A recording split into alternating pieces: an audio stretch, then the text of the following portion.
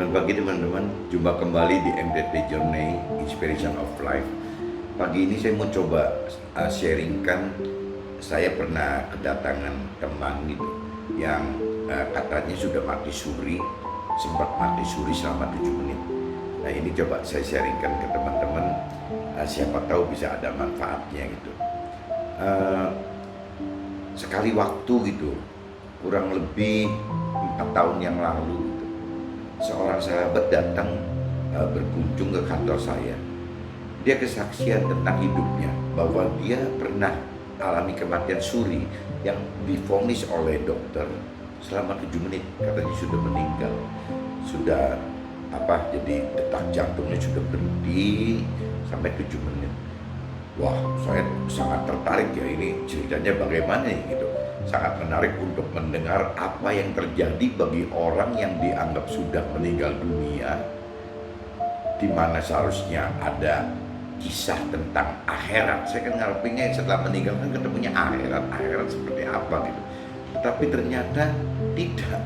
Ya, dia bersaksi tentang tidak bersaksi tentang akhirat, tetapi kembali lagi bersaksi tentang usahanya setelah meninggal dunia gitu. Setelah meninggal dunia selama 7 menit, dia malah bersaksi bagaimana usahanya jadi maju. Nah ini jadi saya bingung, kok terbersit dalam pengertian saya betapa sulit ya bagi orang kaya untuk menyadari ajakan Tuhan dapatkan keselamatan gitu.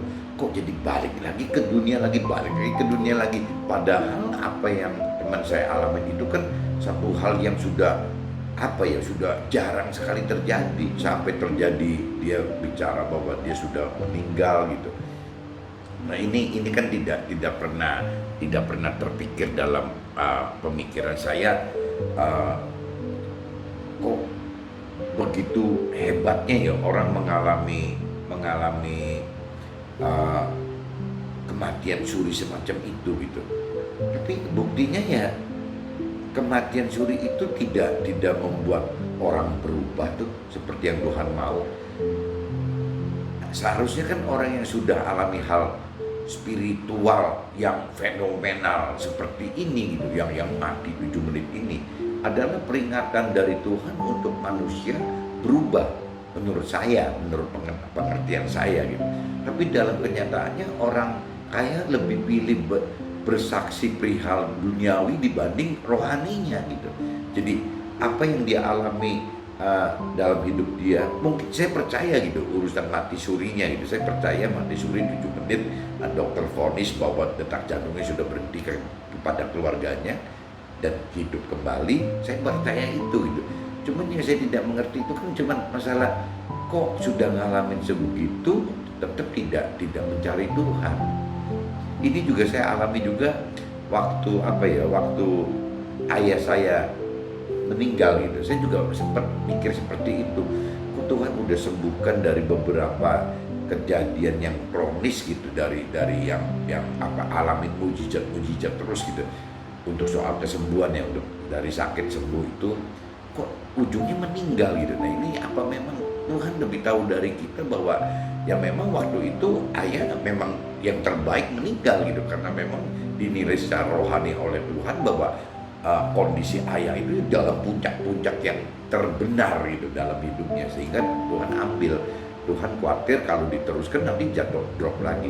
Nah ini teman saya ini juga sama, saya mikirkan begitu. Ini orang sudah ngalami sefenomenal ini itu kesaksiannya.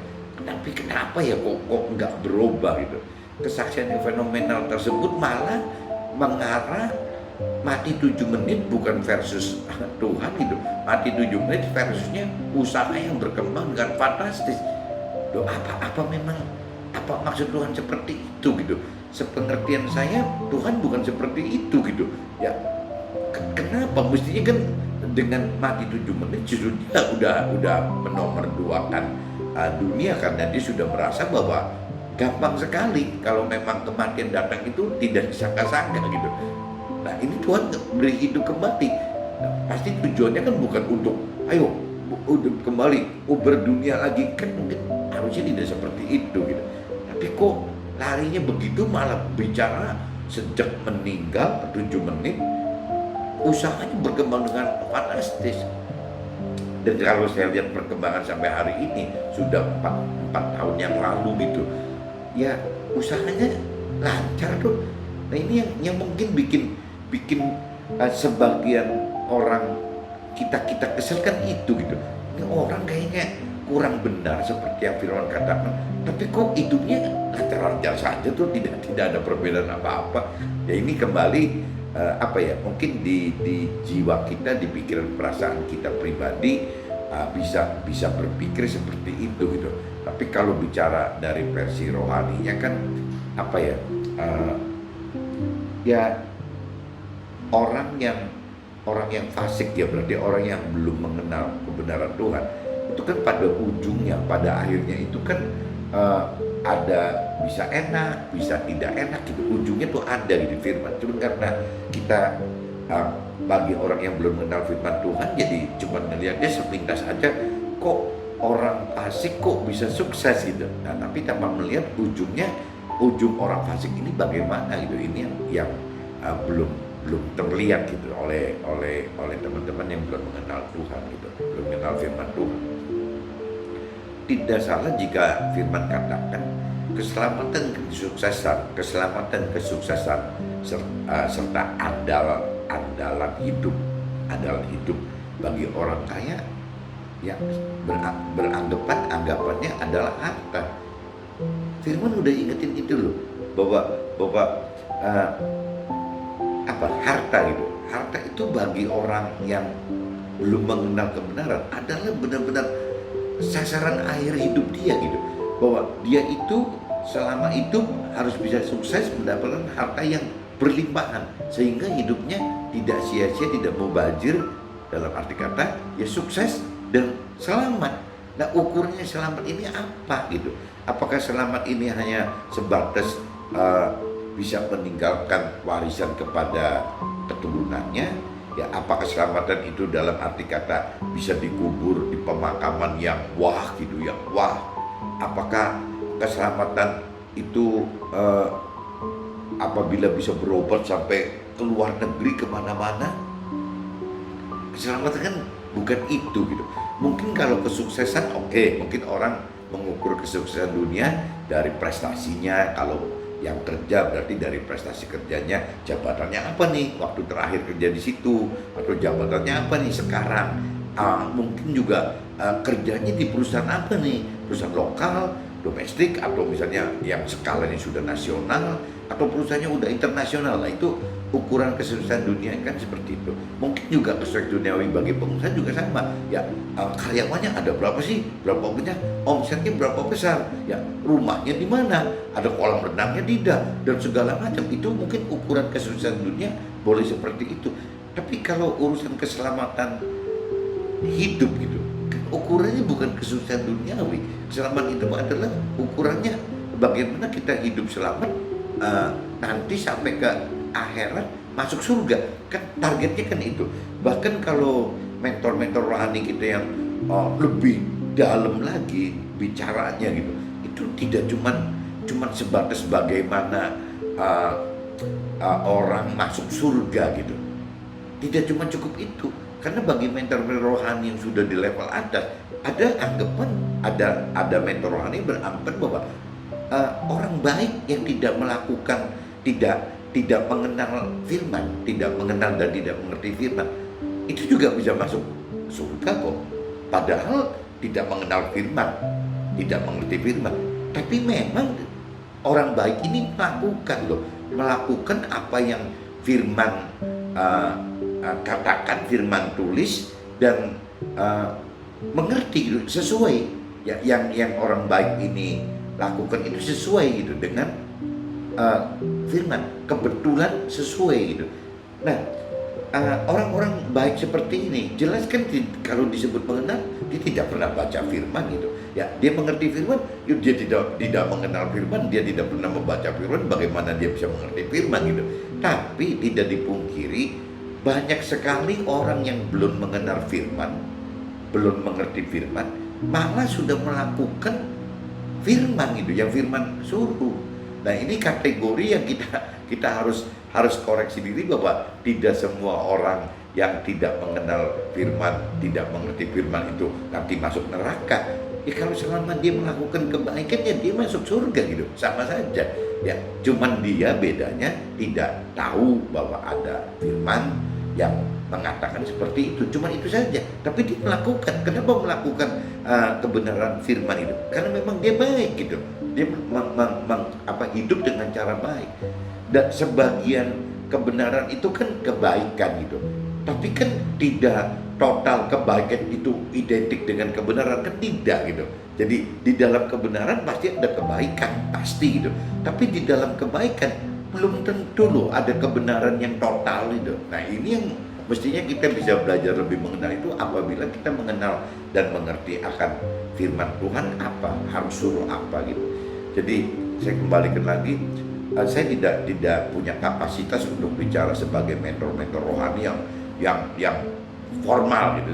Saya cuma bicara kesaksian, saya cuma mikir seperti itu. Kalau saya dengar banyak masukan-masukan dari khotbah, mentor-mentor hampir semua agama gitu ya, itu saya cuma nangkep bahwa ada mentor rohani yang mengatakan bahwa orang baik pun bisa masuk surga tuh. Kenapa? Karena dianggapan si mentor rohani yang seperti ini bahwa di surga itu ada tingkatannya gitu. Begitu pun seperti halnya dengan neraka. Di neraka pun ada tingkatannya. Tapi ada juga mentor rohani yang tidak membahas itu gitu. Ya surga ya cuma surga, nggak ada tingkatannya. Neraka ya neraka, tidak ada tingkatannya.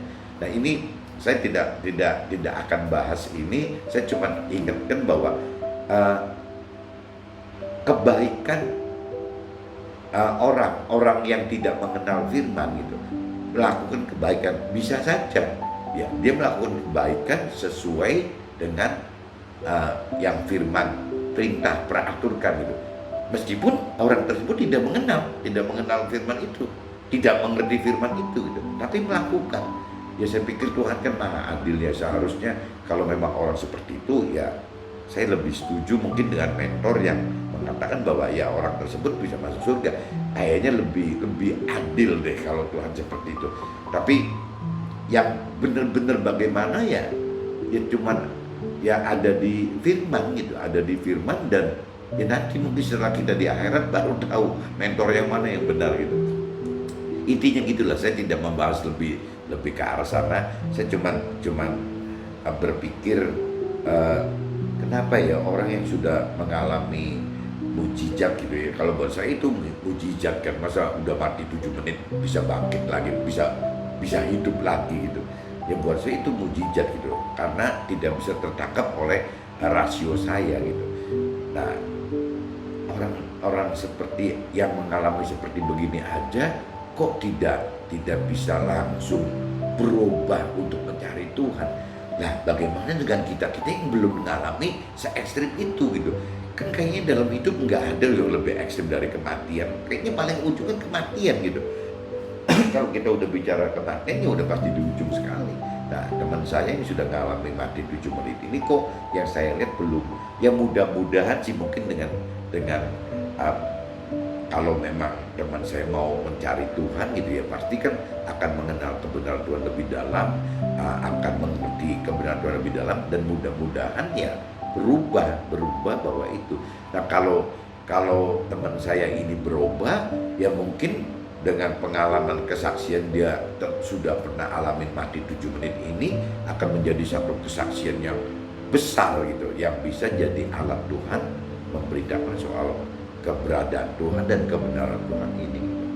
Mungkin pagi ini saya coba sharingkan seperti ini teman-teman. Jadi kita harus koreksi diri, kita harus hati-hati gitu. Jangankan kita yang tidak mengalami hal-hal fenomenal yang seperti teman saya alami ini gitu. Kita bisa lebih hati-hati ya, jangan sampai kita sudah mengalami tidak bisa merubah diri kita bahwa Tuhan kasih peringatan loh ke kita begini. Jangan sampai nunggu sampai harus ada peringatan mati 7 menit lagi gitu kan, kelamaan, terlalu bahaya, terlalu riskan gitu. Lebih baik peringatan-peringatan yang kita alami gitu, yang mungkin tidak sefenomenal itu gitu. Ya ini yang mesti kita sering pikirkan kembali apa ya, renungi kembali apa yang kita alami. Nah itu yang menjadi alat kesaksian buat orang-orang lain gitu.